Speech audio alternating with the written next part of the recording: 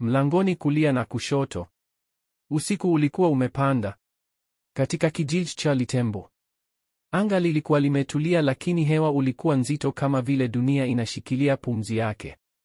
Zawadi ni kijana wa miaka 15, alikuwa amerudi msituni, njia aliyokatazwa na babu yake mara nyingi. Usisubutu kupita njia ya mkuyu wa mashariki, kuna mambo hayatakiwi kuona mwanga wa taa, babu yake alikuwa akisema, lakini Zawadi hakuwa na hofu na alikuwa jasiri.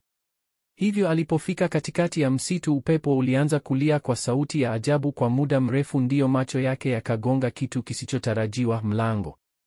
Ndiyo, mlango mweusi uliowekwa mbao nene iliyokuwa na maandishi yaliyoandikwa kwa damu. Fungua kwa mkono wa kulia utakiona, fungua kwa mkono wa kushoto utakuwa.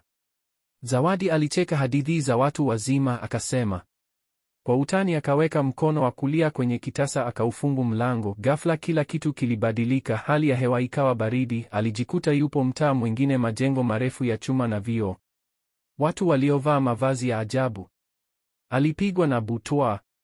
Mtu mmoja akamkaribia, mheshimiwa, unarudi bila walinzi? Kikao kinaanza dakika 5. Kabla hajajibu, alihisi kitu kikimvuta kwa nguvu nyuma, akawa anarudishwa kwa mlango ule ule alioufungua. Safari ya kurudi ilikuwa kama kupita kwenye mto wa umeme. Alipofumbua macho, bado alikuwa msituni na mlango ulikuwa bado upo.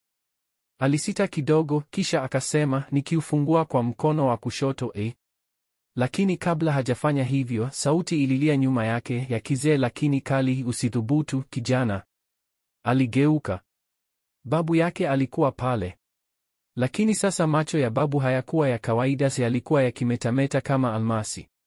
Mlango huo ni jaribio. Wengi hufungua kwa mikono yote miwili na hupotea.